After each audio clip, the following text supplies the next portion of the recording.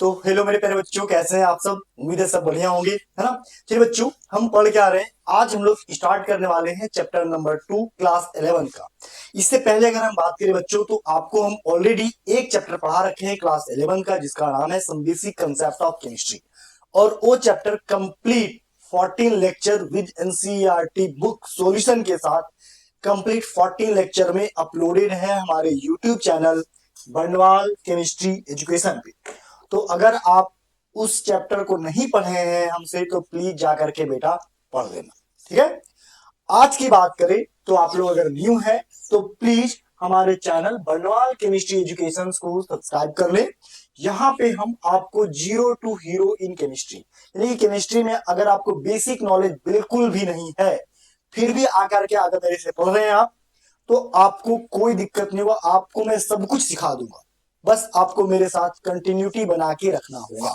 तो आप पहले वाला चैप्टर पढ़ लेना, फिर आगे पढ़ना। आज की क्लास में बेटा एक नया यूनिट हम स्टार्ट करने जा रहे हैं, जिसका नाम है स्ट्रक्चर ऑफ एटम, या फिर इसका दूसरा नाम है एटॉमिक स्ट्रक्चर। ठीक है, नाम कॉमन है। ये हमारा लेक्चर नंबर 1 होने वाला है इस चैप्टर में। और आज के क्लास में बेटा हम बात करें, दो टॉपिक यहाँ पे डिस्कस करेंगे। पहला, डिस्कवरी ऑफ सब एटॉमिक पार्टिकल क्या है, और दूसरा इलेक्ट्रॉन प्रोटॉन न्यूट्रॉन जो सब एटॉमिक पार्टिकल है उसके बारे में। ठीक है, बात करें यहाँ पे इस चैनल पे क्या क्या पढ़ाते हैं, तो देखो JEE, NEET, CBSE, JAC, Bihar, UP, all state board of India, हम सारे बोर्ड, सारे स्टेट बोर्ड ऑफ इंडिया के साथ जेई नीट को कवर करते हुए पढ़ाते, यानी कि मैं यहाँ पे फाउंडेशन एकदम जीरो से हीरो लेवल तक बैच पढ़ा रहा हूँ। तो आपको कहीं और जाने का बिल्कुल जरूरत नहीं है। चलो, आज की क्लास स्टार्ट करने से पहले दो चीज मैं आपसे कमिटमेंट चाहता हूं। पहला क्या, जब भी मेरे क्लास में तुम आकर के बैठो बेटा, तो तुम्हारे पास दो चीज होना अनिवार्य है। पहला क्या सर, पहला है बेटा तुम्हारे पास एनसीईआरटी बुक होना बेहद जरूरी है, पहला। और दूसरा क्या, आपके पास आपका क्लास नोट्स, क्लास नोट्स, ये दो चीज आपको बनाना बहुत जरूरी है। पहला काम ये, दूसरा काम ये एनसीईआरटी बुक देखो बेटा, मैं लेके बैठ रहा हूं तुम्हारे लिए, तो तुम भी लेके बैठो मेरे लिए। मैं सीरियसली बता रहा हूं, मैं यहाँ पे एक भी टॉपिक स्किप नहीं करने वाला हूं। बेहतरीन तरीके से पूरा कंप्लीट यहाँ पे चैप्टर डिस्कस किया हूँ कंसेप्ट ऑफ केमिस्ट्री का, ठीक ऐसे ही इसको भी करने वाला हूँ। चलो, तो बिना देर के स्टार्ट करते हैं आज के क्लास को। मैं हूं आपका प्यारा सा केमिस्ट्री टीचर दीपक बर्नवाल। तो चलिए स्टार्ट करते हैं आज के क्लास को। आज के क्लास में सबसे पहले यहाँ पे देखो एक टॉपिक दिया हुआ है कि introduction and importance of atomic structure. ये एटॉमिक स्ट्रक्चर क्या चीज है सर, क्या है ये एटॉमिक स्ट्रक्चर, क्यों पढ़ा रहे हैं आप एटॉमिक स्ट्रक्चर। हम थोड़ा सा इमेजिन करो, ये फोटो देखो, ये फोटो क्या दिख रहा है, ये फोटो को थोड़ा सा इमेजिन करो। देखो, ये एक सोलर सिस्टम जैसा मैच कर रहा होगा। हमारा जो सौर मंडल है, सोलर सिस्टम जो है, उसमें ठीक ऐसे ही दिखता है कि बीच में सूरज होता है, और उसके अगल बगल, है ना, क्या अलग अलग ग्रह क्या करते हैं, अपने ऑर्बिट में चक्कर लगाते, वैसा ही कुछ दिख रहा है, रिफ्लेक्ट हो रहा है। हाँ, तो ऐसा ही काम एटम के अंदर होता है। कहां पे होता है सर, एटम के अंदर होता है ना। एटम के अंदर न्यूक्लियस होता है, न्यूक्लियस के इर्द गिर्द क्या होता है, अलग अलग ऑर्बिट होते हैं। उस ऑर्बिट में ऐसे ही इलेक्ट्रॉन चक्कर काटते हैं। क्या करते हैं, चक्कर काटते हैं। यानी कि इस इमेज को हम लोग समझेंगे, बोलता व्हाट दिस इमेज रिफ्लेक्ट, ये इमेज क्या बताता है सर, ये इमेज एक तरह से इमेजिन करवा रहा है सोलर सिस्टम का। एक्चुअल में इस चैप्टर में हम वैसे चीजों के बारे में पढ़ेंगे बेटा जो इनविजिबल, इनविजिबल का मतलब जिसको हम नंगी आंखों से नहीं देख सकते हैं, लेकिन हमारे रियल लाइफ में बहुत बड़ा चेंजिंग लाता है, और वो हर एक जगह पे एग्जिस्ट करता है, लेकिन नेक्ड आई से हम देख नहीं सकते हैं। ठीक है, मतलब ऐसा चीज सोचो, कोई ऐसा पार्टिकल, कोई ऐसा पार्टिकल जो हर जगह मौजूद है। चाहे तुम पत्थर लो, पानी लो, ऑयल लो, प्लास्टिक लो, रबर लो, समझ लो, कुछ भी चीज लो, उसमें से जो बेसिक यूनिवर्सल एक पार्टिकल है जो हर जगह मौजूद होता है, यूनिवर्सल मैं बता रहा हूं, यूनिवर्सल। सोचो कोई ऐसा पार्टिकल जो यूनिवर्सली सब जगह मौजूद होता हो, उसको पढ़ना कितना जरूरी है, क्योंकि वो तो जरूरी है ना। तो वो वैसा पार्टिकल का नाम है इलेक्ट्रॉन। क्या नाम है सर, इलेक्ट्रॉन, जो हर एक सबस्टांस के अंदर electron as a universal constituent particle के रूप में मौजूद होता है। तो आज हम इसी विषय पे, इसी पे हम लोग अंदर जाएंगे पढ़ने को लेकर के।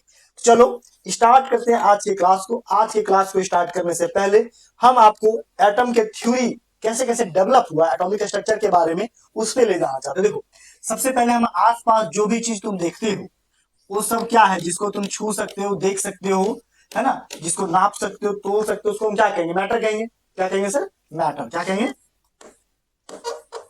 मैटर। माने anything which having mass and occupy space, है ना, जिसके पास अपना मास हो, जो कुछ ना कुछ स्पेस को ऑक्यूपाई करे, जिसको हम छू सकते हैं, महसूस कर सकते हैं, मैटर कहेंगे, पदार्थ कहेंगे। अब सवाल है ये पदार्थ बना कैसे।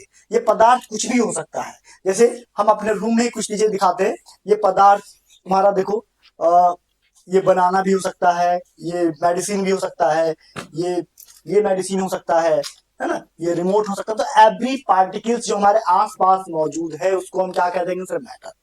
अब सवाल है कोई मैटर कैसे बना हुआ है। तो कोई भी मैटर को, जैसे मान लो इस मैटर में तुमको समझ में नहीं आ रहा है, इस मान लो एक दीवार, क्या सर, ये दीवार, ये दीवार कैसे बना होगा। एक घर, जो जिस घर में तुम हो उस घर में देखो मल्टीपल ईंटें हैं और ईंटों को अरेंज किया गया है तो दीवार बना। जैसे बना है, अगर हम एक एक ईंटा को खोल के निकाल दें ये दीवार खत्म हो जाएगा, ये दीवार क्या हो जाएगा, खत्म हो जाएगा, टूट जाएगा, समाप्त हो जाएगा, है ना। यानी कि ब्रिक्स क्या है सर, ब्रिक्स क्या है, ब्रिक्स जो है इस वाल का क्या है, ब्रिक्स जो है इस वाल को क्या करता, बना रहा है ना, इस वाल को बनाने में जो मदद कर रहा है कौन, ब्रिक्स।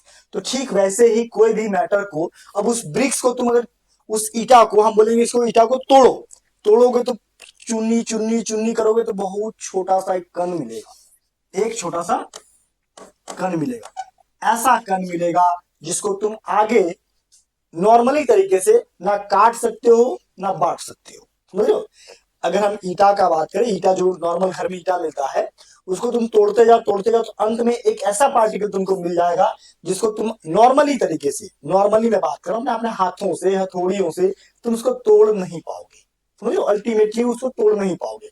तो उसी पार्टिकल को क्या बोला गया, एटम। क्या बोला गया, एटम अंग्रेजी में, हिंदी में इसको बोला गया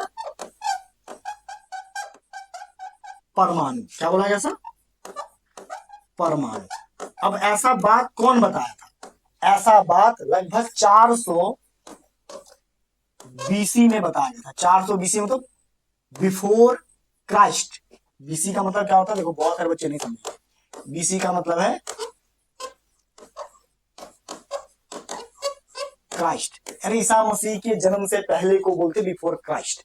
यानी कि अभी हम किसमें जी रहे, 2025, 2025 में 400 साल और ऐड कर दो तो 2000 और 400 मान लो क्या 2400 साल, 25 और ऐड कर दो 2400, कितना 2425 साल अप्रोक्स, मान लो कि 2500 साल पहले, क्या सर 2500 साल एगो, लगभग 2500 साल पहले, है ना, एटम और परमाणु या अणु के विषय में बात करने वाले दो वैज्ञानिक ने, इसमें फिलोसफर्स होते थे, क्या होते थे, इंडियन और ग्रीक फिलोसफर्स। इसका हिस्ट्री पढ़ना एनसीईआरटी बुक में लिखा हुआ है, कौन कौन sir, Indian and Greek philosophers. कौन कौन सर, इंडिया के थे महर्षि कनाद, कौन थे, महर्षि कनाद, ठीक है। और ग्रीक के थे क्या, डेमोक्रिटस, और एक और थे क्या, ल्यूसिपस। कौन थे सर, ल्यूसिपस, ठीक है।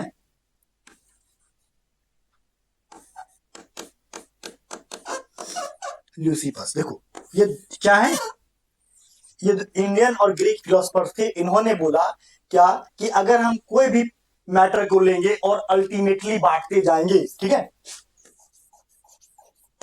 अल्टीमेटली डिवाइडेड, अल्टीमेटली इसको बांटते जाएंगे तो एक ऐसा पार्टिकल मिलेगा जो नॉन कटेबल होगा और नॉन डिविजिबल होगा, ठीक है,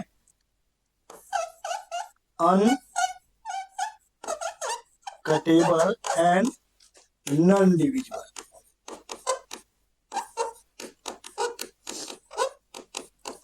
ना मतलब आगे इसको ना काट सकते हैं ना बांट सकते हैं, और उस कण का नाम महर्षि ने क्या बोल दिया, परमाणु, और डेमोक्रिटस और ल्यूसिफस ने क्या बोल दिया सर, एटम। क्या बोला, एटम, जिसको हम लोग अभी पढ़ते हैं, ठीक है। हाँ, लेकिन इन्होंने क्या बोला कि हम इसको काट बांट नहीं सकते हैं। लेकिन आगे चल करके लगभग 1800, लगभग 18, ठीक है, लगभग लगभग 1808 में, ठीक है, 1800 क्या 8 में एक वैज्ञानिक आए, कौन, जॉन डाल्टन। कौन सर, इस बात को प्रूव करने में कौन आए फिर, 1808 में जॉन डाल्टन नाम के वैज्ञानिक आए, जिन्होंने एक थ्योरी दिया, इसका नाम था क्या, डाल्टन एटॉमिक थ्योरी। और इन्होंने प्रूव किया क्या कि, है ना, matters are made up of tiny particle which is called क्या, एटम। ठीक है, समझ रहे, एटम क्या सर, मैटर जो होता है छोटे छोटे टीनी पार्टिकल से मिलकर के बना होता है, जिसको हम क्या कहेंगे, एटम। ठीक है, तो इन्होंने बोला क्या, matter are made up of smallest tiny particles, ठीक है, विच इज कॉल्ड क्या, विच इज कॉल्ड एटम्स। को क्या नाम दिया गया सर, उन्होंने मतलब एक तरह से एटम को परिचय या एटम को माना गया किसके द्वारा, डाल्टन्स के द्वारा 1808 में। मतलब सोचो कि 1808 यानी अभी से लगभग 200 साल पहले ही एटम के बारे में डिस्कवरी हुआ है, लेकिन इसके बारे में बातचीत पिछले 2500 साल पहले से चल रहा है।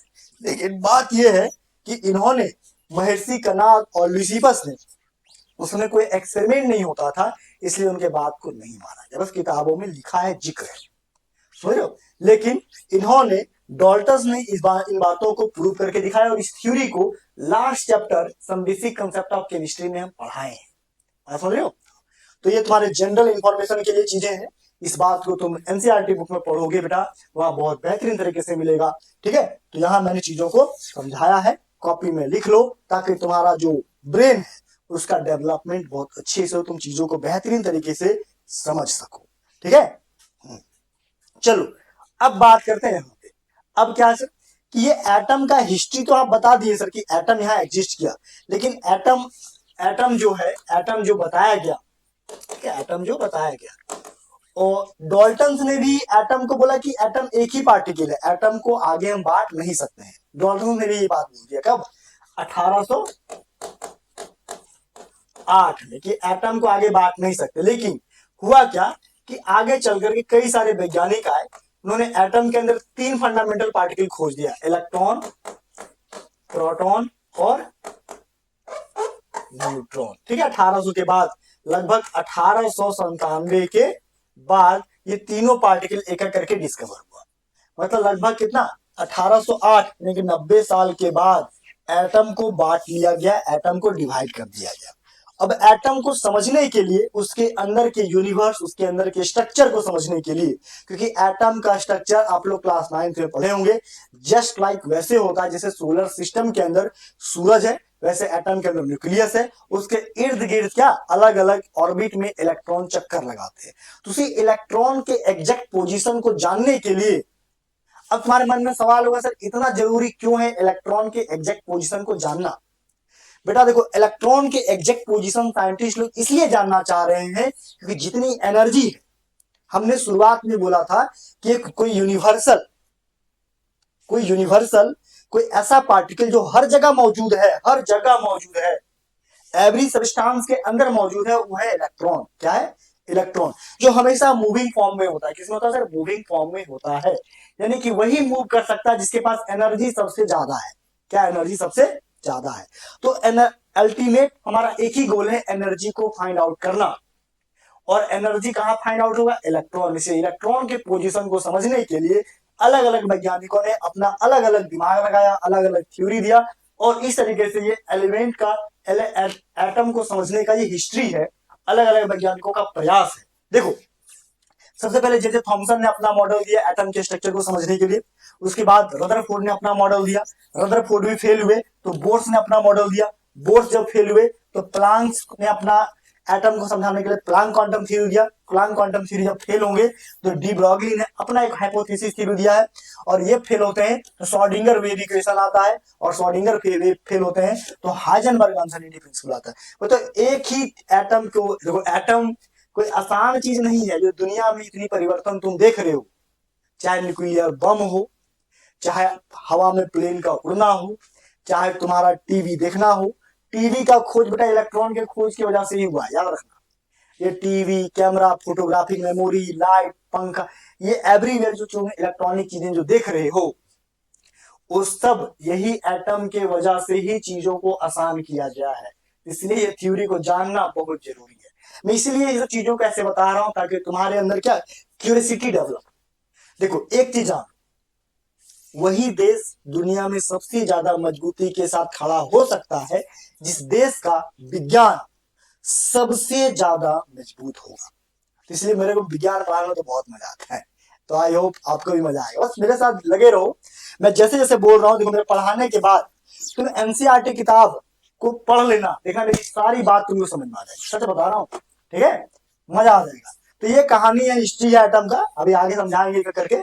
चलो अब स्टार्ट करते हैं मेन चैप्टर। सर सिलेबस क्या है, आप तो कहानी सुना दी हो इतना सारा, एग्जाम में कहानी तो नहीं लिखेंगे बेटा, कहानी तुम्हारे क्यूरियोसिटी के लिए था। अब बात करते हैं सिलेबस की। देखो हमारे पास है structure of atom guided by DK. Barnwal sir, जो मैं हूं, और आपको अकॉर्डिंग टू एनसीईआरटी बुक को ही मैं फॉलो करता हूं हर एक चैप्टर में, चाहे 11th हो चाहे 12th हो, ठीक है। हाँ चलो, सबसे पहले यहाँ पे हम पढ़ाएंगे आपको सब एटॉमिक पार्टिकल, यानी कि जब इलेक्ट्रॉन को डिवाइड किया गया तो इलेक्ट्रॉन के अंदर क्या छोटे छोटे सब एटॉमिक पार्टिकल पाया गया। तो सब एटॉमिक पार्टिकल कौन कौन है, इसका खोज कैसे कैसे हुआ, डिस्कवरी ऑफ सब एटॉमिक पार्टिकल, ये आज ही के क्लास में पढ़ाएंगे, ये पहला टॉपिक है। दूसरा, एटम को समझने के लिए अलग अलग साइंटिस्टों ने अलग अलग मॉडल दिए, जैसे यहाँ जे थॉमसन नाम दिखा था, रदरफोर्ड दिखा था, बोर्स दिखा था, हाइजेनबर्ग दिखा था, तो वो सब एटॉमिक मॉडल को समझने के लिए अपना अपना प्रयास किए, तो उसको भी पढ़ाएंगे यहाँ पे। तीसरा, development of leading to the Bohr's model of the atom, है ना, बोर्स मॉडल, बोर्स में भी क्या एटॉमिक मॉडल को समझाने के लिए, ठीक है, बोर्स में भी क्या एटॉमिक मॉडल को समझाने का अपना मॉडल दिया, नाम था क्या बोर्स मॉडल, तो उसको भी यहाँ पे पढ़ाएंगे। फिर आगे बोर्स ने हाइड्रोजन एटम को बहुत अच्छे से एक्सप्लेन किया था, तो उसके बारे में पढ़ेंगे।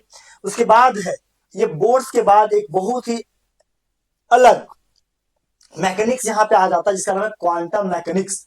देखो फिजिक्स में तुम लोग पढ़ोगे क्लासिकल मैकेनिक्स, और केमिस्ट्री में पढ़ाएंगे क्वांटम मैकेनिक्स।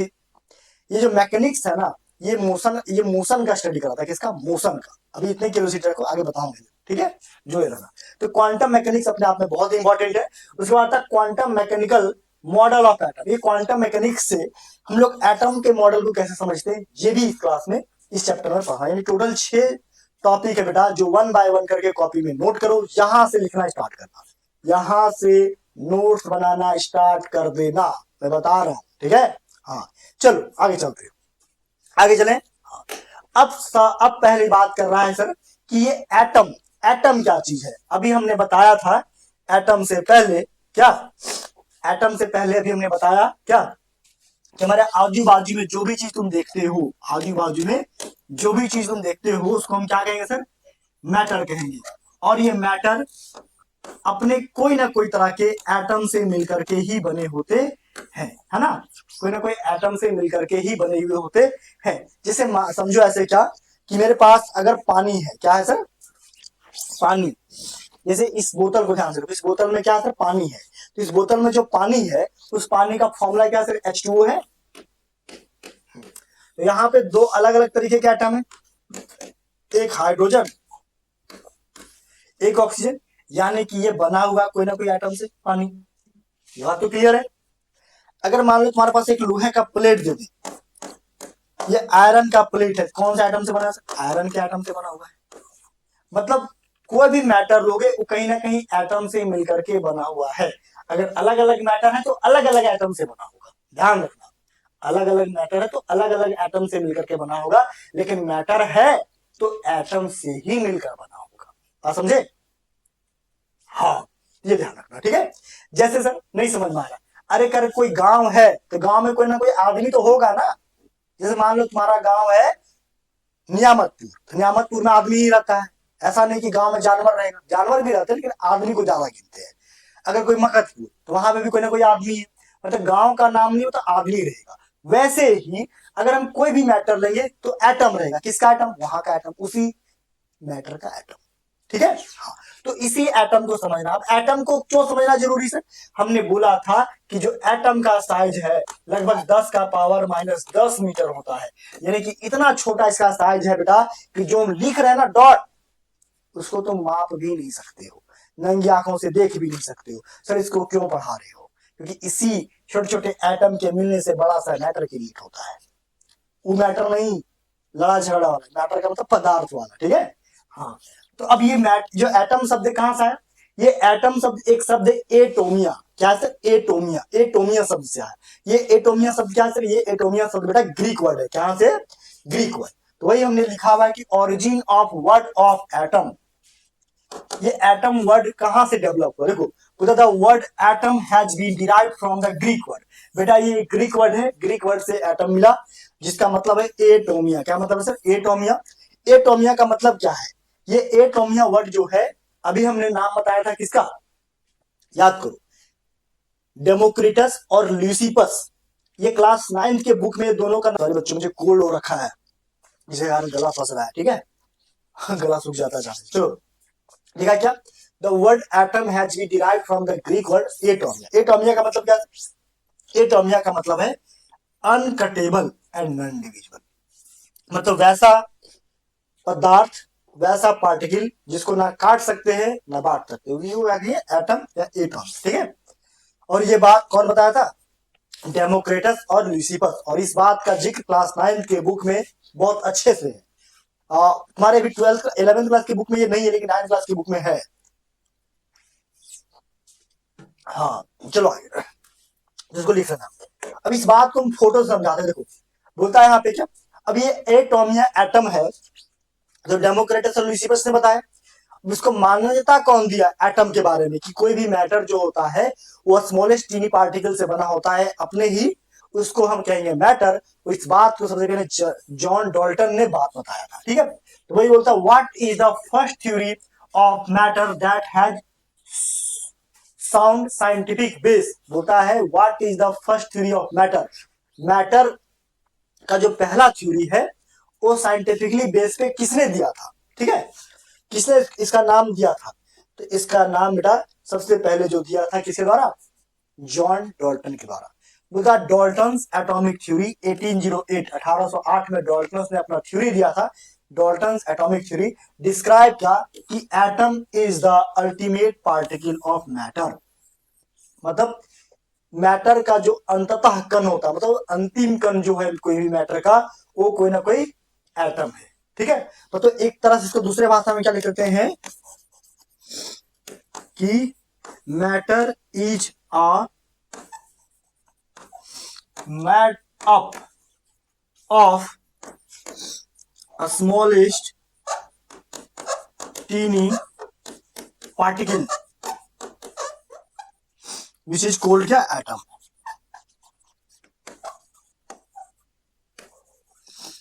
कोल्ड क्या? एटम, है ना। यानी कि किसी भी पदार्थ को हम ले और उसको काटते जाए उसको तोड़ते जाए, अंततः एक ऐसा कण मिल जाएगा जिसको हम आगे बांट नहीं सकते हैं, है ना। उसको हम क्या कर देंगे सर? एटम कह देंगे। सिंपल सी भाषा थी किसकी? जॉन डाल्टन की। लेकिन ये भाषा 1801 तक ही सही रहा। आगे चल करके अलग अलग वैज्ञानिकों ने इस बातों को क्या किया? गलत साबित कर दिया, ठीक है। चलो आगे क्या से देखो, कैसे, जैसे समझो यहाँ पे ये एक मैटर है। क्या? मैटर, ठीक है। बोलता है जॉन डाल्टन ने क्या बोला कि अगर ये मैटर है तो कैसे बना होगा? ये मैटर छोटे छोटे पार्टिकल, कोई गोल गोल दिख रहा है, छोटे छोटे पार्टिकल, ये छोटे छोटे पार्टिकल के मिलने से क्या ये मैटर बना? क्या ये मैटर बना हुआ है, ठीक है। यानी कि अगर हम इस पार्टिकल में एक पार्टिकल को निकालें, क्या निकालें सर? एक पार्टिकल को निकाल लें, तो इस एक पार्टिकल को ही हम क्या बोलेंगे? एटम। क्या बोलेंगे? एटम, ठीक है। तो एक को निकालेंगे स्मॉलेस्ट पार्टिकल, जिसको हम एटम कहेंगे। एटम एक ग्रीक वर्ड है जिसका मतलब है एटोमिया। क्या नाम है? एटोमिया। एटोमिया का मतलब क्या था? इंडिविजुअल या नॉन कटेबल। इंडिविजुअल या नॉन कटेबल। तो इस पिक्चर से हम यही बात समझाने का कोशिश कर रहे हैं जो जॉन डाल्टन ने बताया कि कोई भी मैटर छोटे छोटे टीनी पार्टिकल से मिलकर के बना होता है और ये स्मॉलेस्ट पार्टिकल या टीनी पार्टिकल इंडिविजुअल है या नॉन कटेबल है ना? हाँ, तो एक तरह से एटम को आगे काटा बांटा जा सकता नहीं है। लेकिन लेकिन आगे वैज्ञानिकों ने क्या इसको तोड़ दिया। तो चलिए आगे का कहानी स्टार्ट करते हैं। चलो, अब बोलता है क्या? What is Dalton atomic theory on matter. बोलता है एटम। अब डाल्टन एटॉमिक थ्योरी मैटर पे क्या कहता है? इन्होंने बोला कि एटम्स आर इंडिविजुअल। सबसे पहले एटम तो इंडिविजुअल, इसको बांट सकते नहीं है। And no other particles of matter exist as small as atom. मतलब पार्टिकल के अंदर, कोई भी मैटर के अंदर, देखो ये क्या कह रहा है कि अगर कोई मैटर है, कोई पदार्थ है, तो उसके अंदर जो सबसे छोटा कण एग्जिस्ट कर रहा है ना, सबसे छोटा कण जो एग्जिस्ट कर रहा है, हम उसका नाम एटम देंगे। क्या देंगे? एटम। मतलब सबसे स्मॉलेस्ट पार्टिकल जो है किसी भी मैटर के अंदर एग्जिस्ट करता है, उसका नाम क्या है? कहीं ना कहीं एटम है ना? ये कौन बोल रहा है? डाल्टन। डाल्टन, ठीक है। ये एटम को भी बांटे नहीं, बस बता रहे हैं कि मैटर के अंदर एटम होता है। अब ट्विस्ट क्या है कि इस एटम का भी अपना स्ट्रक्चर होता है। एटम के अंदर भी एक अपना यूनिवर्स छुपा हुआ है। मतलब ऐसा पार्टिकल जिसका साइज इतना छोटा है, जिसको छोटी आंखों से भी नहीं देख सकते हैं, उसके अंदर भी एक अपना यूनिवर्स है, उसका अपना स्ट्रक्चर है। सोचो कितना कॉम्प्लिकेटेड चीज, लेकिन आसान हो जाएगा। चलो हम बता रहे हैं। चलो, क्या है? बोलता था scientist behind the smallest particle of matter. बोलता कौन साइंटिस्ट थे जो बता रहे थे क्या मैटर के स्मॉलेस्ट पार्टिकल के बारे में? कौन बताए? ये जो Thomson, Rutherford, or Millikan, John Dalton. अरे जॉन डाल्टन ने बताया कि मैटर के अंदर स्मॉलेस्ट पार्टिकल होता है जिसका नाम क्या होता है? एटम होता है। कौन होता है सर? John Dalton. ठीक है, बात समझ रहे हो? हाँ, चलो आगे आगे चलो। अब बोलता है व्हाट इज एटम। एटम क्या है? बोलता है atom is the extremely smallest particle of matter. तो वही बात कर रहा है कि एटम जो है मैटर के अंदर का सबसे छोटा कण है, सबसे छोटा पार्टिकल है। ठीक है, तो इसको लिख लो। आगे चलते हैं सर। आगे क्या? अब बोलता है सर कि अभी तो आप बताए कि कोई भी मैटर को उसमें छोटा कण एटम है, लेकिन आगे चल करके 1800 तक तो बात ठीक था। 1897 से पहले बात करें तो एटम में एक ही पार्टिकल था, एटम। मैटर का सबसे छोटा पार्टिकल एटम था। लेकिन 1800 के बाद इस एटम को बांट दिया गया तीन छोटे छोटे सब एटॉमिक पार्टिकल में। कौन कौन? Electron, proton, neutron. अब तुम्हारे मन में सवाल आ गया सर क्यों बांटा गया, क्या जरूरी था बांटना, कैसे समझ में आया कि इसके अंदर भी चीजें हैं? देखो हुआ क्या, एक एक्सपेरिमेंट का नाम सुना। एक्सपेरिमेंट क्या, तुम लोग नॉर्मली एक्सपेरिमेंट घर में करते हो। देखो जैसे ये मेरा जैकेट है, ठंड के दिन में इसको रगड़ते हैं, देखना अंदर से चिंगारी टाइप का निकलता है ना? हाँ, तो रब करने से क्या हो रहा है? इलेक्ट्रिक चार्ज डेवलप हो रहा है। क्या हो रहा है सर? इलेक्ट्रिक चार्ज यहाँ पे डेवलप हो रहा है। ठीक है, तो ये इलेक्ट्रिक चार्ज तो नेचर में पहले से मौजूद है ना? तो साइंटिस्टों ने देखा कि सिल्क के कपड़ों पे अगर हम कोई चीज रगड़ते हैं, कोई रॉड रगड़ दो या हाथी रगड़ दो या दूसरा सिल्क का कपड़ा रगड़ दो, तो वहां से अचानक कहने का स्पार्क दिखता है, इलेक्ट्रिक चार्ज दिखता है ना? तो उसी को समझने के लिए वैज्ञानिकों ने क्या किया, बोल के उसको बताया कि जो स्पार्क है वो कहीं ना कहीं एटम से भी छोटा चीज है। और ये तब निकलता है जब दो अलग सब्सटेंस या दो अलग सब्सटेंस के दो एटम एक दूसरे से टकराते हैं या एक दूसरे से हटते हैं, तब। आप समझ रहे हो? हाँ, तो इसी बात से उनका दिमाग थोड़ा सा झनका और उन्होंने कुछ खोजा। क्या है सर? देखो कहानी बोलता है 1897 के बाद, लगभग मतलब 1897 मतलब 19वीं शताब्दी के तरफ। क्या? 19वीं शताब्दी के तरफ। तो बोलता है क्या, आफ्टर द 19th सेंचुरी, मतलब 19वीं शताब्दी के करीब। देखो 1897 का मतलब है क्या कि 19वीं शताब्दी अब एंड पे हो रहा है। क्या हो रहा है सर? एंड पे। और 1901 का मतलब क्या है? यहाँ पे 20th सेंचुरी स्टार्ट हो रहा है। ध्यान रखना बहुत सारे बच्चे इसका मतलब नहीं समझते, ध्यान से समझना, ठीक है, कि 19वीं शताब्दी का मतलब 1900 के तरफ और 20वीं शताब्दी का मतलब 2000 के तरफ, ठीक है। तो वही बोलता है कि आफ्टर 19th सेंचुरी, 19वीं शताब्दी के बाद और beginning of 20th century, many scientist, बहुत सारे वैज्ञानिकों ने ऑब्जर्व दैट कि atom have a complex structure, atom के अंदर क्या है, एक कॉम्प्लेक्स जटिल स्ट्रक्चर है।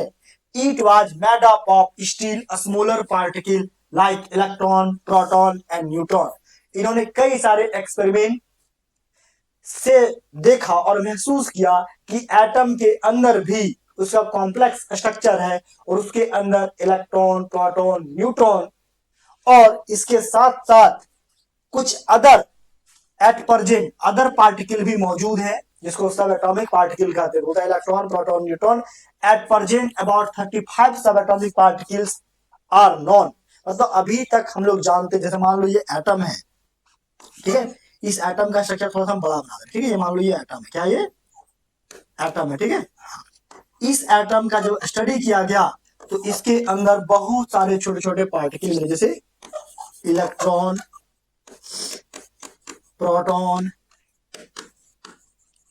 न्यूट्रॉन, ठीक है, meson, anti meson, alpha particle, beta particle, ठीक है, न्यूट्रिनो, एंटी न्यूट्रिनो, ऐसे कई सारे पार्टिकल क्या एटम के अंदर मौजूद थे। लेकिन तीन जो थे वो सबसे ज्यादा हर एक एटम के अंदर मौजूद थे, कौन कौन, इलेक्ट्रॉन, प्रोटॉन, न्यूट्रॉन। इसके अलावा जैसे neutrino, anti neutrino, meson, anti meson, ये बस नाम सुनो, इसको पढ़ने का जरूरत नहीं, बस तुमको पता होना चाहिए कि ये सब एटम होते हैं, ठीक है। हाँ, इलेक्ट्रॉन के अलावा भी लगभग 35 से भी अधिक प्रकार के छोटे छोटे सब एटॉमिक पार्टिकल एटम के अंदर एग्जिस्ट करते, ये बात वैज्ञानिकों ने पता लगाया। लेकिन तीन पार्टिकल ऐसे थे यूनिवर्सली जो हर एक एटम के अंदर मौजूद है, कौन कौन, इलेक्ट्रॉन, प्रोटॉन, न्यूट्रॉन। वही बोलता है atom have the three fundamental particle, यानी कि तीन ऐसे पार्टिकल। फंडामेंटल पार्टिकल का मतलब क्या है, कोई रहे या ना रहे ये तीनों रहेगा, कोई रहे या ना रहे 35 में ये तीनों रहेगा, कौन कौन, इलेक्ट्रॉन, प्रोटॉन, न्यूट्रॉन, ये तीनों हर एक एटम के अंदर मौजूद रहते हैं यूनिवर्सली, ये ट्रू है, क्या ये यूनिवर्सली ट्रू है। तो अब सवाल यही था कि सब एटॉमिक पार्टिकल के अंदर इलेक्ट्रॉन, प्रोटॉन, न्यूट्रॉन और भी लगभग 35 सब एटॉमिक पार्टिकल आते हैं, लेकिन आपके सिलेबस के अकॉर्डिंग आपको जो भी प्रेजेंट टाइम पढ़ना है, तीन, इलेक्ट्रॉन, प्रोटॉन, न्यूट्रॉन, ये सबका डिस्कवरी कैसे हुआ है, बात समझे। चलो आगे, कम ऑन, चलो आगे, आगे क्या है, बोलता है इलेक्ट्रॉन की खोज, है ना, इलेक्ट्रॉन की खोज कैसे हुई। देखो बेटा, इलेक्ट्रॉन की खोज करने से पहले एक बात ऐसे समझो, क्या क्या बात समझो सर, देखो इलेक्ट्रॉन की खोज करने के लिए कई सारे वैज्ञानिकों ने कई सारे एक्सपेरिमेंट किए। आज मैं काफी सारा एक्सपेरिमेंट का नाम यहां लूंगा, आप लोग इसको समझने का कोशिश करना, ठीक है। देखो इसको समझने से पहले यहां पे मैं एक चीज लिखता हूं, like charge attract to each other. देखो प्लस और प्लस दो सेम चार्ज मिल गया, क्या होगा सर, रिपल्सन, क्या होगा, रिपल्सन, ठीक है। नेगेटिव नेगेटिव मिल गया तो क्या होगा,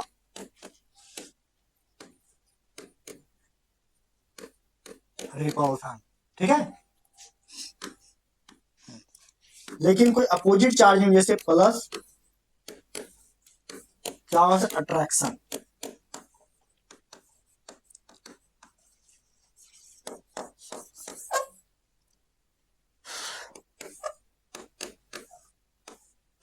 तो भी क्या होगा,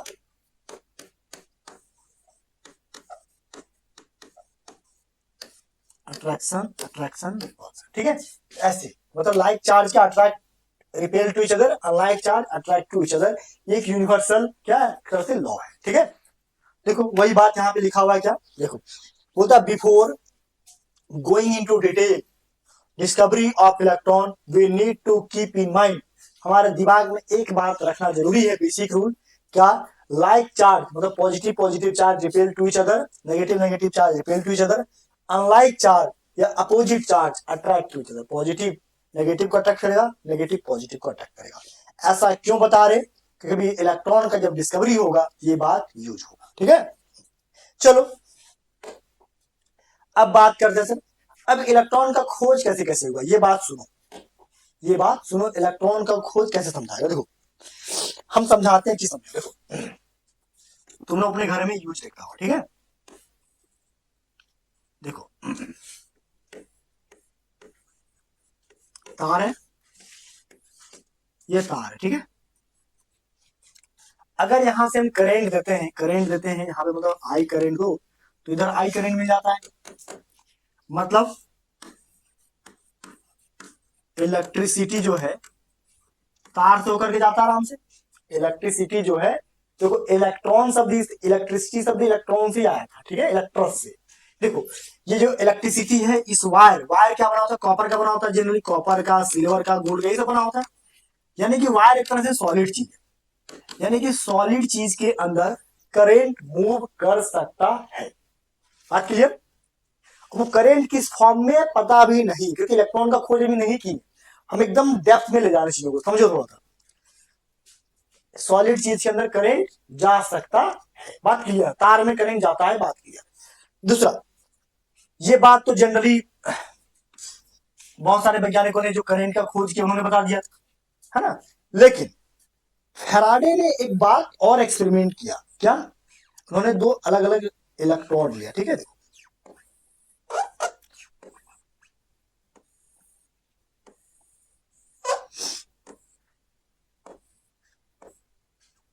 positive electrode, negative electrode,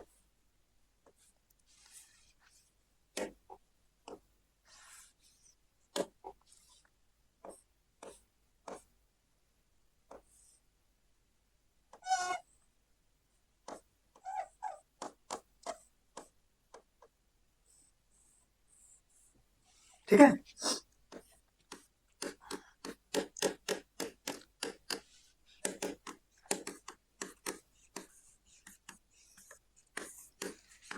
NaCl।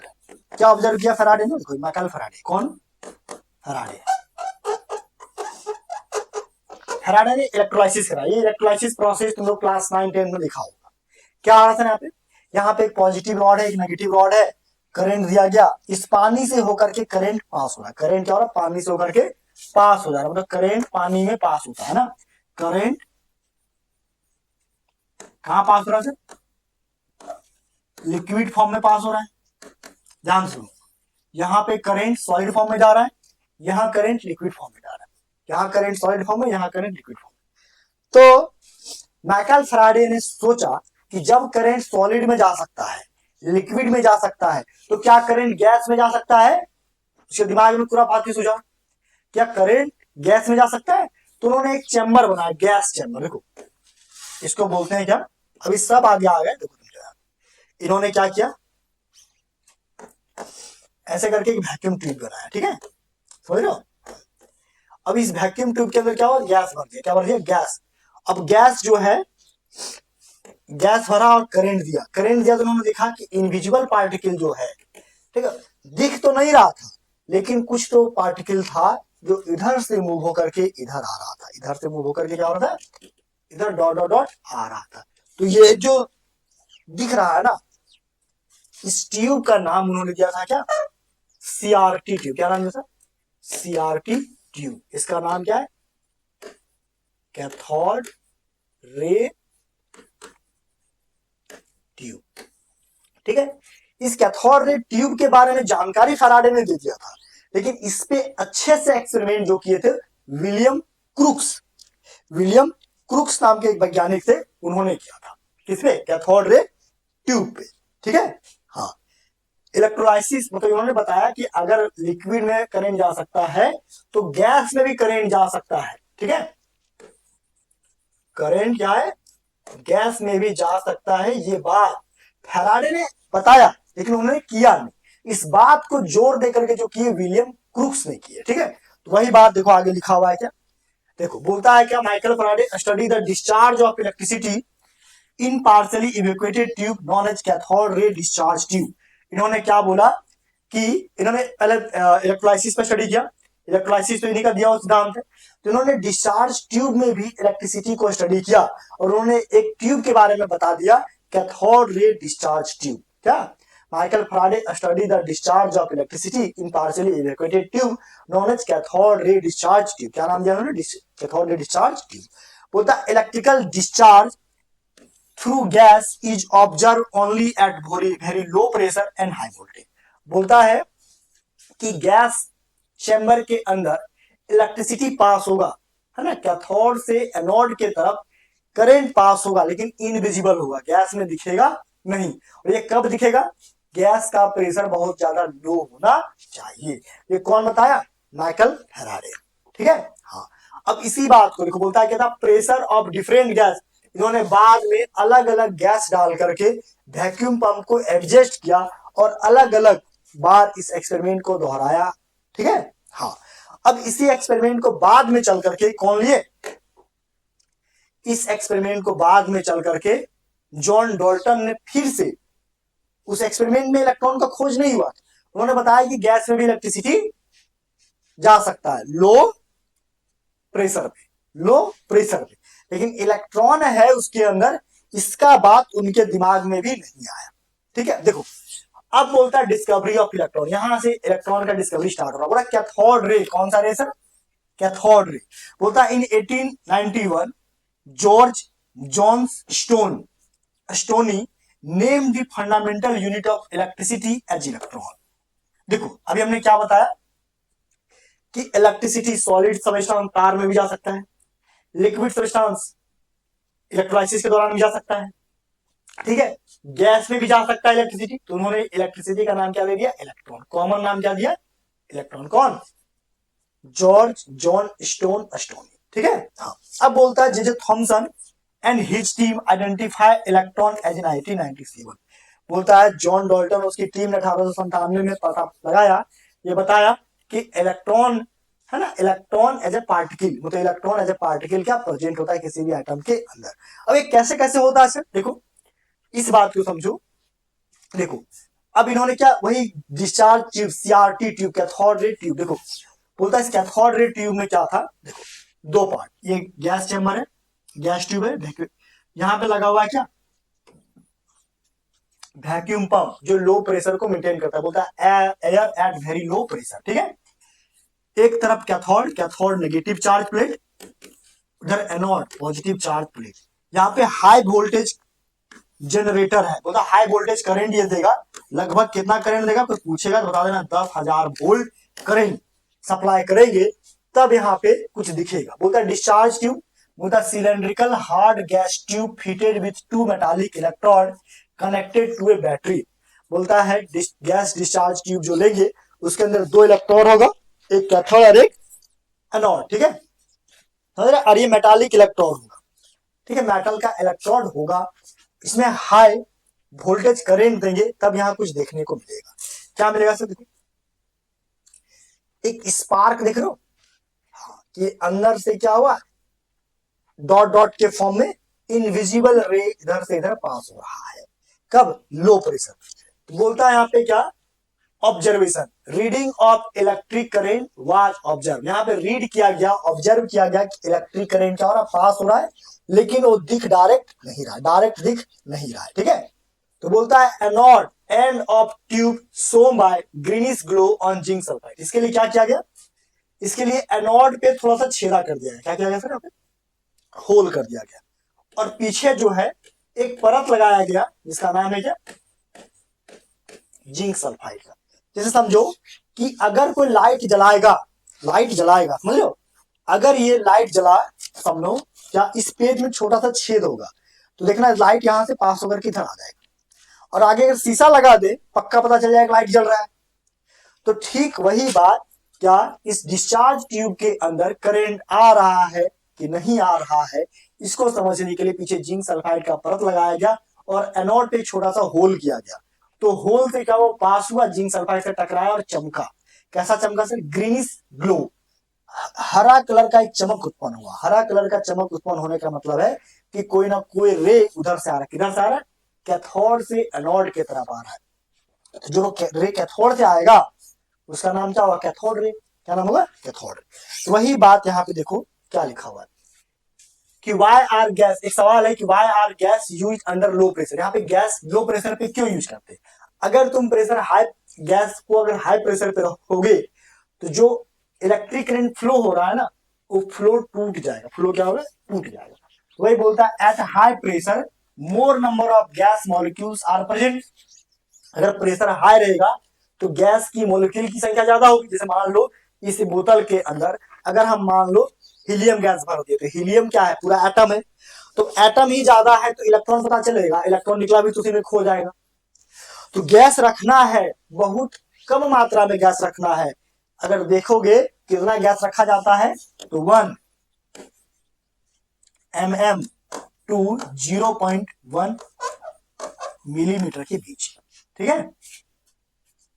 समझो, इसके बीच में गैस को रखा जाता है। बुक पढ़ोगे तो वहां मिलता है देखने को, ठीक है। हाँ, तो बोलता है at high pressure more number of gas molecules are present. अगर हाई प्रेशर रहेगा यानी कि समझो इस बोतल में अगर ज्यादा प्रेशर है यानी ज्यादा गैस है, ज्यादा गैस है तो उधर से जो इनविजिबल रे आया उसी में खो जाएगा, तो हम स्टडी तो नहीं कर पाएंगे। तो इसीलिए गैस रखेंगे लेकिन बहुत कम, ठीक है। हाँ, तो वही बोलता है कि and these are more obstructions in the path of electron which prevent the electron from reaching the anode. बोलता है अगर प्रेशर हाई रहेगा यानी गैस के नंबर ऑफ मॉलिक्यूल ज्यादा होगा, जिससे ऑब्स्ट्रक्शन मतलब रास्तों में बहुत सारा क्या प्रॉब्लम्स आएगा, ठीक है। और जो इलेक्ट्रॉन को सीधे एनोड की तरफ जाने नहीं देगा, बीच में ही रोक लेगा, ठीक है। इसलिए प्रेशर को हाई रखेंगे नहीं, ठीक है। अब बोलता है क्या क्या क्या ऑब्जर्व होगा। अभी हमने क्या बताया कि कैथोड रे किधर जा रहा है, cathode ray move from cathode to anode. Cathode ray देखा गया कि कैथोड से किधर मूव करता है, एनोड की तरफ। बात सही है, हाँ। दूसरा, कैथोड रे travel in straight line with high velocity in the absence of electric और मैग्नेटिक फील्ड। वहां पे कोई भी इलेक्ट्रिक फील्ड और मैग्नेटिक फील्ड प्रेजेंट नहीं है। और क्या, ये कैथोड रे एकदम स्ट्रेट लाइन सीधा एनोड से निकल करके कैथोड की तरफ चला जाता है, ठीक है। तीसरा पॉइंट क्या लिखा गया कि cathode ray are more efficiently observe with the help of fluorescent या phosphorescent material like zinc sulphide. बोलता कैथोड रे आ रहा है कि नहीं आ रहा है, इस बात को और अच्छे से समझाने के लिए एनोड पे थोड़ा सा होल किया गया और पीछे जिंक सल्फाइड का परत लगाया गया। जैसे ही कैथोड रेस पे पड़ा वो चमक उठा। वही बात हो रहा पॉइंट नंबर 3। एक एक करके पॉइंट को कॉपी में लिखना, ठीक है।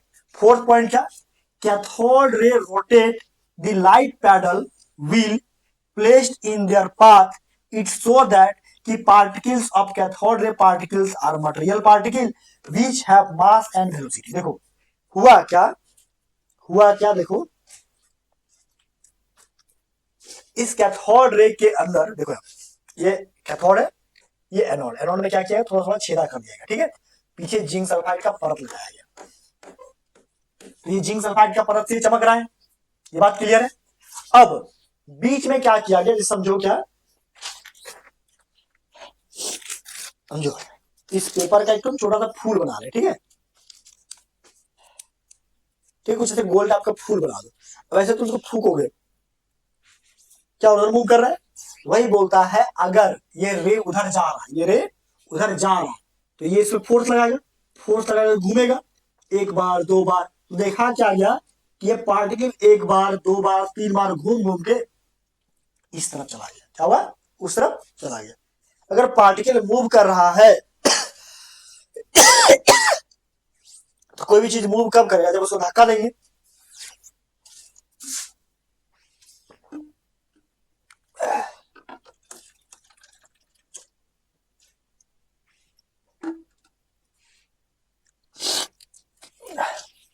चलो भाई,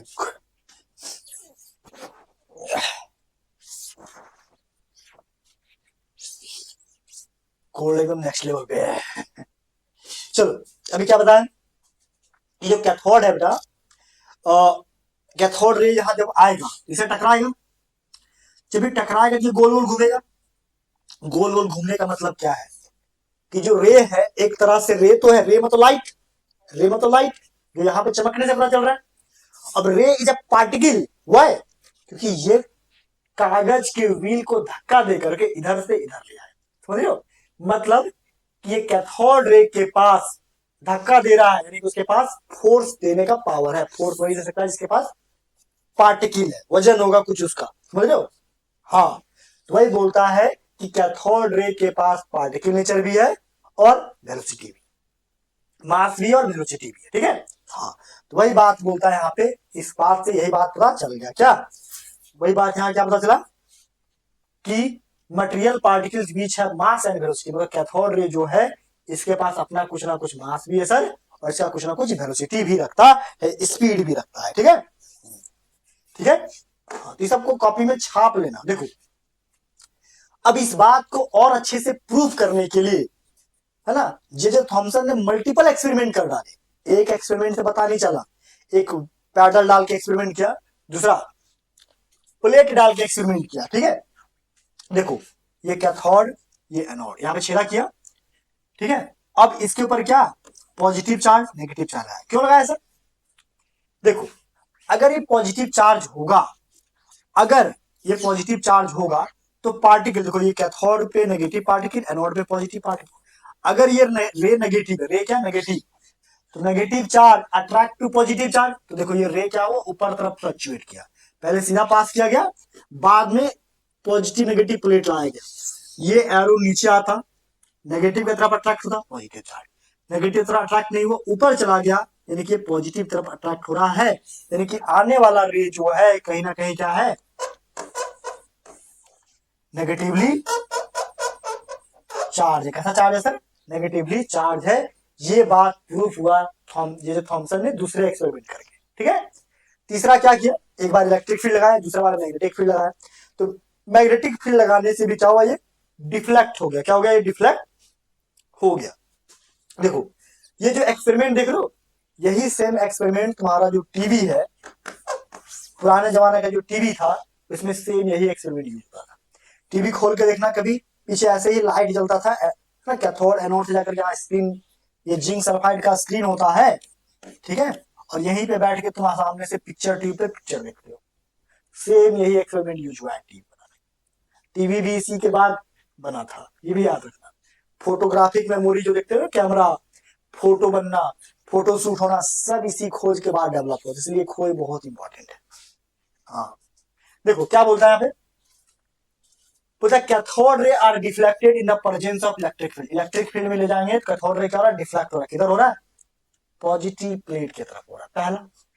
दूसरा, cathode ray are deflected in the presence of magnetic field, मतलब ये इलेक्ट्रिक फील्ड में भी डिफ्लेक्ट हो रहा है, मैग्नेटिक फील्ड में भी ये डिफ्लेक्ट हो रहा है, ये पाया गया किसके द्वारा, ये जो थॉमसन के द्वारा, ठीक है। चलो आगे, बोलता है कंक्लूजन क्या, मतलब डिस्कवरी ऑफ इलेक्ट्रॉन, बोलता है कंक्लूजन इस बात से ये निकला कि cathode ray consist of negatively charge particle and identify as electron, बोलता है कैथोड रे एक नेगेटिवली चार्ज पार्टिकल है जिसको हम इलेक्ट्रॉन के रूप में बेटा आइडेंटिफाई करते हैं, प्राप्त करते हैं। क्लियर माय पॉइंट, बोलो कोई दिक्कत तो नहीं है ना। आगे चलो, आगे चलो। अब बोलता है यहाँ पे क्या कि ये बात तो पता चल गया कि कैथोड रे पार्टिकल इलेक्ट्रॉन है, अब ये भी बात पता चल गया कि इलेक्ट्रॉन है तो उसका अपना मास है, और मास से उसका अपना वेलोसिटी भी है, समझ लो, और ये चार्ज पार्टिकल है, चार्ज पार्टिकल का मतलब है इसमें कुछ ना कुछ चार्ज होगा, कुछ ना कुछ इसमें चार्ज होगा, चार्ज होगा, चार्ज को लिखते हैं CHARG, चार्ज। अब किसका चार्ज, इलेक्ट्रॉन का, तो इलेक्ट्रॉन चार्ज, किसका मास, इलेक्ट्रॉन का मास, मतलब मास, तो एक रेशियो निकाला गया E/m, electron charge of electron by mass ratio, charge of electron by mass ratio, क्यों, क्योंकि इलेक्ट्रॉन के पास नेगेटिवली चार्ज पार्टिकल है, मतलब चार्ज, और ये वेलोसिटी से आता है, यानी इसके पास मास है, मतलब पार्टिकल नेचर है, तो वही बोलता है इन 1897 जे थॉमसन, क्या ये एक्सपेरिमेंट कौन सा एक्सपेरिमेंट, एक साथ इन्होंने इलेक्ट्रिक फील्ड भी अप्लाई किया और एक साथ इसमें मैग्नेटिक फील्ड भी अप्लाई किया। इलेक्ट्रिक फील्ड अप्लाई करने के बाद उन्होंने देखा, और मैग्नेटिक फील्ड अप्लाई करने के बाद देखा कि यहाँ पे जो चार्ज पार्टिकल अप्लाई कर रहे हैं और मैग्नेटिक फील्ड अप्लाई कर रहे हैं, ये रे जो है ना ऊपर जा रहा है ना नीचे जा रहा है, सीधा टकरा रहा है, क्या हो रहा है, स्ट्रेट लाइन में आ रहा है, ठीक है। तो वही बोलता है क्या, measure the charge to mass ratio, पहला क्या, charge to mass ratio of electron, electric sorry, बोलता है measure the charge to mass, charge by mass, ठीक है, ratio of electron, electric and magnetic field were apply, ये कब नापा गया, जब इलेक्ट्रिक फील्ड और मैग्नेटिक फील्ड अप्लाई किया गया टू ईच अदर, ठीक है, perpendicular to each other, to the path of electron, कहां पे sir, to the path of electron, electron जिस पाथ से जाता है उसी पाथ पे क्या क्या अप्लाई गया, इलेक्ट्रिक फील्ड और मैग्नेटिक फील्ड दोनों अप्लाई किया गया, ठीक है। तो यहां पे एक रेशियो मिला, उस रेशियो का क्या वैल्यू था, उस रेशियो का वैल्यू मैथमेटिकली निकाला गया था क्या, 1.75820 10 का पावर 11 कूलम पर केजी, ठीक है, कूलम पर केजी, कूलम मतलब चार्ज, केजी मतलब मास, तो इसी को बोलते हैं ई बाय एम रेशियो या क्या, charge to mass ratio of electron. ये अब ये केवल ऐसा नहीं है कि ये अलग अलग मेटल के साथ निकाला गया, कभी कॉपर का यूज करके, कभी सिल्वर का यूज करके, कभी आयरन का यूज करके, कभी गोल्ड का यूज करके, समझे, और अलग अलग गैस के साथ भी। अब तुम्हारे मन में सवाल आएगा सर क्यों अलग अलग किया गया, इसीलिए किया गया ताकि ये अब अलग अलग बार भी किया गया, हर बार ये रेशियो सेम आए। इसका मतलब ये समझ में आया कि तुम दुनिया का कोई भी मैटर उठाओ, कोई भी पार्टी, कोई भी सब्सटेंस उठाओ, कोई भी मेटल उठाओ, कोई भी गैस उठाओ, कुछ भी कोई भी सब्सटेंस उठाओ, उसके अंदर इलेक्ट्रॉन मिलेगा, यानी कि electron is a universal particle in every matter. कोई भी तरह का मैटर लोगे वहां पे इलेक्ट्रॉन कहीं ना कहीं होगा, और उसका जो ई बाय एम रेशियो है वो फिक्स होगा, क्या, ये वैल्यू, ठीक है।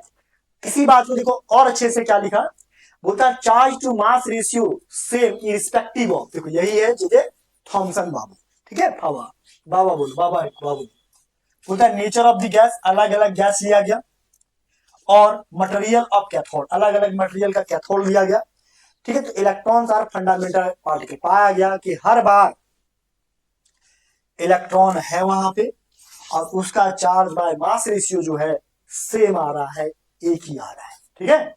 यानी कि इस बात से एक ही बात पता चला कि electron is a universal particle of every matter, ठीक है। Electron is a universal particle of matter. तो तुम कोई भी मैटर उठाओ उसके अंदर एटम भले अलग अलग हो सकते हैं, लेकिन इलेक्ट्रॉन जो है होंगे, क्या, इलेक्ट्रॉन से मौजूद होंगे ही होंगे, क्लियर है। आगे चलो सर, आगे क्या है देखो इस बात को, और बोलते चार्ज बाय मास रेशियो, वही specific charge, charge per unit mass, e by m e, इसको कैलकुलेशन के बाद क्या निकला था, 1.7588820 10 का पावर 11 कूलम पर के, देखो ये एक्सपेरिमेंट से निकाला गया वैल्यू है। तुम ऐसे पूछोगे सर आप ही बता दो, बेटा मैं कैसे बता दूं, ये वैल्यू दिया गया है, इस वैल्यू को ऐसे ही तुमको याद करना पड़ेगा, बहुत, अरे मल्टीमीटर, वोल्टेज मीटर, उससे नाप के निकाला गया है, हम अपने से नहीं बता सकते ना, तो ये वैल्यू को ऐसे याद रखो, ठीक है।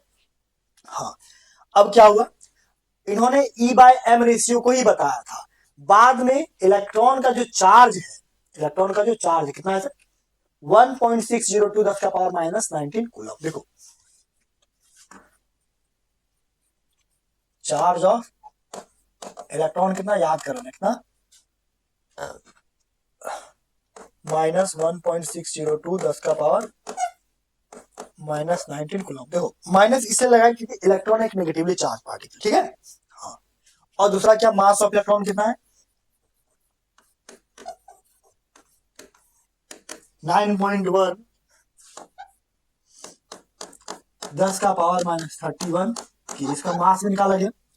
इसको अगर ग्राम में कन्वर्ट करेंगे 78 ग्राम। ठीक है, हाँ समझ रहे हैं, हाँ ठीक है, हाँ तो ऐसे करके निकालते हैं। ठीक है, क्लियर है।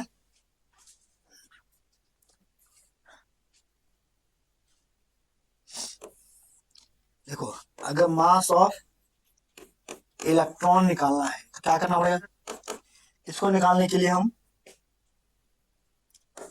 ई को भागा देंगे क्या, ई बाय एम ई से। ठीक है, तो ई को भागा किसे देंगे, फिर ई बाय एम ई से। ठीक है, यहां देखो, अब देखो इस बात को ना दो अलग अलग वैज्ञानिकों ने प्रूव किया। देखो पहले तो जॉन डाल्टन ने, सॉरी जे थॉमसन ने इस बात को दिया अपने एक्सपेरिमेंट से, अभी जो दिखाए थे पिछले सीआरटी ट्यूब का एक्सपेरिमेंट, है ना, इलेक्ट्रिक फील्ड और मैग्नेटिक फील्ड दोनों लगा करके। इसी एक्सपेरिमेंट को, और इसने दो वैल्यू दिया, mass of electron, charge of electron, लेकिन इस बात को एक और वैज्ञानिक ने एकदम एग्जैक्ट सही सही प्रूव करके दिखाया, एकदम एग्जैक्ट सही सही प्रूव करके दिखाया। कौन, उनका नाम था मूलिकन। क्या नाम था, मूलिकन। एनसीईआरटी बुक पढ़ना बेटा, वहां पे बात है उनका दिया हुआ। ठीक है, देखो क्या है सर, देखो ये है मूलिकन एक्सपेरिमेंट। मूलिकन एक्सपेरिमेंट क्या किया, मूलिकन ऑयल ड्रॉप एक्सपेरिमेंट। उन्होंने क्या किया, तेल का एक बूंद लिया, उस तेल के बूंद को एक इवैक्यूएटेड चैम्बर लिया, देखो ये गैस चैम्बर है, यहाँ पे एटोमाइजर, इसको पुश करेंगे, जिसे सैलून की दुकान में जाते पुश करते हो तो पानी निकलता है, वैसे इसको पुश करेंगे तो ऑयल निकलेगा। दो प्लेट लिया गया, मेटल प्लेट, देखो ऊपर नीचे, पॉजिटिव नेगेटिव प्लेट। और इसमें क्या किया गया, करेंट दे दिया गया। क्या दिया गया, करेंट। अब हुआ क्या, देखो अब यहां से बोलता है कि छोटा सा छेद किया गया, यहां से एक्सरे पास किया गया। क्या था, एक्सरे। क्यों एक्सरे, अरे रे है, यानी कि इस रे पे चार्ज है। अरे वो रे जो होता है उसमें चार्ज ऑलरेडी होता है, बहुत ही हाईली चार्ज पार्टिकल एक्सरे।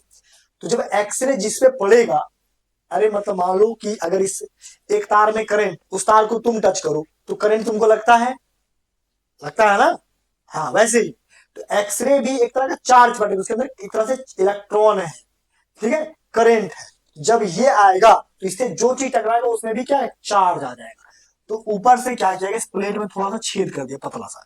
जैसे ही ऑयल यहाँ पे स्प्रे हुआ, एक बूंद तेल नीचे आया, उस तेल के बूंद से ये एक्सरे किरण टकराया। एक्सरे किरण टकराने से ये ऑयल जो ड्रॉप था, इस ये आयोनाइज हो गया। पहले ये न्यूट्रल था, इसके अंदर दो चार्ज पार्टिकल बन गया, negative negative negative, positive positive positive, इसके अंदर चार्ज पार्टिकल बन गया। अब ये नेगेटिव चार्ज पार्टिकल को पॉजिटिव अट्रैक्ट, ये नेगेटिव पॉजिटिव को अट्रैक्ट। अब हुआ क्या, यहाँ पे इलेक्ट्रोस्टैटिक फोर्स ऑफ अट्रैक्शन लगा। इलेक्ट्रोस्टैटिक फोर्स ऑफ अट्रैक्शन पढ़े हो फिजिक्स में, कि पॉजिटिव चार्ज नेगेटिव को खींचेगा, नेगेटिव चार्ज पॉजिटिव को खींचेगा, पहला इलेक्ट्रोस्टैटिक फोर्स। दूसरा, हम जानते हैं कि ऊपर से कोई चीज गिराएंगे तो नीचे जाएगा, ऊपर से कोई चीज गिराएंगे नीचे जाएगा। हुआ क्या कि जब करंट यहां अप्लाई किया गया तो ऑयल ड्रॉप में चार्ज पार्टिकल जब आया तो ऑयल ड्रॉप क्या, बीच में हवा में लटक गया, स्टेशनरी स्टेट में चला गया। ना ये ऊपर आया ना नीचे आया, ग्रेविटी के कारण नीचे जाना चाहिए था, ग्रेविटी के कारण नीचे नहीं गया, क्योंकि इलेक्ट्रोस्टैटिक फोर्स ऑफ अट्रैक्शन को ऊपर खींच के रखा था। यानी कि एक तरह से ये स्टेशनरी स्टेट में आ गया। और इस स्टेशनरी स्टेट में इस ऑयल ड्रॉप को रुकने के लिए जितना चार्ज अप्लाई किया गया था इस प्लेट पे ना, ठीक है, वो चार्ज का वैल्यू कैलकुलेट किया गया तो 1.602 गुने 10 का पावर -19 कूलम था। और इसी कूलम से बताया गया कि जो कूलम है ना, वो इलेक्ट्रॉन के चार्ज पार्टिकल के बराबर है। किसके बराबर सर, इलेक्ट्रॉन की चार्ज पार्टिकल के ही बराबर। देखो इसी बात को, देखो ये एनसीईआरटी बुक में है ये फोटो, देखो ध्यान से देखो, are Mulliken oil drop experiment. देखो यहाँ पे क्या है, यहाँ से एटोमाइजर है ना, यहाँ से स्प्रे करके आया, charge metal plate positive charge, negative charge. देखो charge oil droplet view microscope, इस माइक्रोस्कोप से देखा गया कि जो ऑयल है यहीं पे रुक गया। क्यों, यहां से एक्सरे, देखो आयोनाइजिंग रेडिएशन, एक्सरे यहां से भेजा गया, ठीक है ना, लाइट सोर्स दिया गया ताकि दिखे, और एक्सरे दिया गया ताकि ये पार्टिकल का चार्ज पार्टिकल में बदल जाए। ठीक है, समझ रहे हो, हाँ। अब इस चार्ज पार्टिकल क्या हुआ, हवा में रुक गया, और यहाँ पे इलेक्ट्रॉन के बीच का जो चार्ज पाया गया था -1.6021, मतलब एक तरह से क्या 1.602 गुने 10 का पावर -19 कूलम। और जो बात जो थॉमसन ने दिया था वही बात मुलिकन ने भी प्रूव कर दिया। इसका मतलब यह साबित हुआ this experiment was conducted to get charge of electron, और इस एक्सपेरिमेंट को कंडक्ट करा के पाया गया कि इलेक्ट्रॉन का चार्ज कितना है -1.602 कूलम। मतलब दोनों बात से ये कंफर्म हो गया कि इलेक्ट्रॉन का जो चार्ज पार्टिकल है वो फिक्स है। ठीक है, तो वही बोलता है थॉमसन ने E/m रेशियो दिया, ये रेशियो, इस रेशियो को इससे भागा देंगे। ठीक है, देखो E/m को अगर हम E से भागा देते, ठीक है, E/m को E से भागा दोगे तो क्या करेगा, E कटेगा, नहीं इसको ऐसे मत करो, E को भागा E/m से दे दो तो E कट जाएगा, क्या बचेगा, m बचेगा। इसी को बोलते हैं मास ऑफ इलेक्ट्रॉन। ठीक है, क्या बोलते हैं मास ऑफ इलेक्ट्रॉन, यानी कि देखो मास ऑफ इलेक्ट्रॉन निकालना है, क्या करो सर, E/m। ठीक है, E क्या वैल्यू, E वैल्यू है यहाँ पे 1.602 गुने 10 का पावर -19 कूलम बटे कितना 175,882 गुने 10 का पावर कितना 11 कूलम पर के, जिससे भागा देंगे, देखो कूलम कूलम कटेगा, ये आगे जो भागा दिखाया क्या 9.011 गुने 10 का पावर -31 kg आएगा, और यही जो है इलेक्ट्रॉन का मास है। किसका मास है, इलेक्ट्रॉन का मास है। ठीक है, वही बोलता है, देखो थॉमसन का E बाय मास रेशियो से भी वही आया वैल्यू, ठीक है, और इससे भी वही आया। ठीक है, तो वही बोलता है from Thomson experiment E/m ratio calculated and from the oil drop experiment charge of electron calculated using the data from this two experiment mass of the electrons was determined. दोनों तरीके से मास निकाला गया तो क्या था, सेम था। पहले भी इलेक्ट्रॉन का मास दिया थॉमसन ने दिया था, बाद में ये जो चार्ज दिया इससे इसको भागा दिया गया, वही बात है। तो एक तरह से ये दोनों बात इलेक्ट्रॉन का मास और चार्ज ट्रू है, यूनिवर्सली क्या हो गया, ट्रू हो गया, और इसको मान लिया गया। ठीक है, बात समझ रहे, चलो आगे।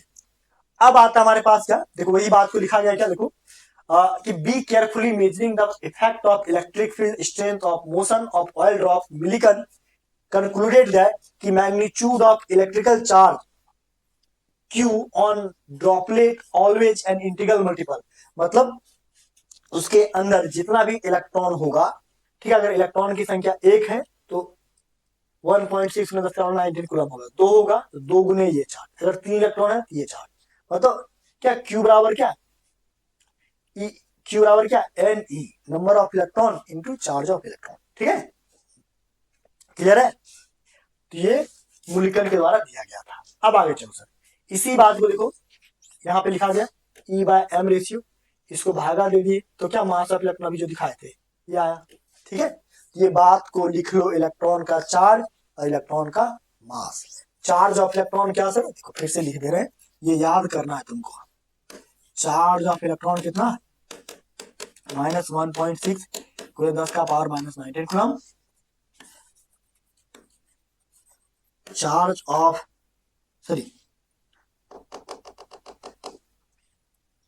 मास ऑफ इलेक्ट्रॉन 9.011 गुने 10 का पावर -31 kg, ग्राम में कन्वर्ट करें तो सर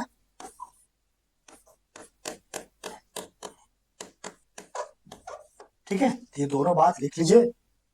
इलेक्ट्रॉन क्या है, एक नेगेटिवली चार्ज पार्टिकल है। ठीक है, ठीक है, क्लियर है, हाँ। चलो इसको लिख लो, क्लियर माय पॉइंट, जल्दी से इसको नोट करो।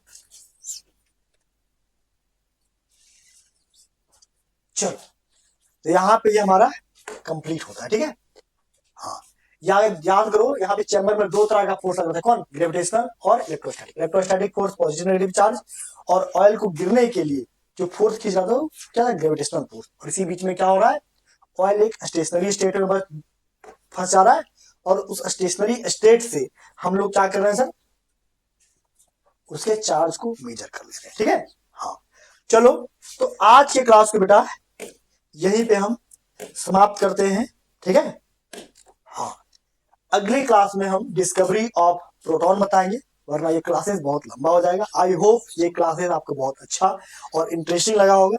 हम पूरे बेसिक से चीजों को बता रहे हैं ताकि तुम्हारे अंदर क्यूरियोसिटी के साथ साथ तुम्हारा नॉलेज भी इंप्रूव हो सके और चीजों को तुम बेहतरीन तरीके से समझ सको। चलो मिलेंगे इसके बाद नेक्स्ट क्लास में बेटा, वहां पे हम बात करेंगे discovery of proton, discovery of neutron पे। ठीक है, तो आज के क्लास में जो बताया उसका क्लास नोट्स बना लेना और एनसीईआरटी बुक जाकर के जरूर पढ़ना। और तुम अगर नहीं देखे हो तो बेटा प्लीज पीछे जाकर के some basic concept of chemistry के लेक्चर को कंप्लीट देखना। थैंक यू सो मच, जय हिंद, बाय, हैप्पी लर्निंग।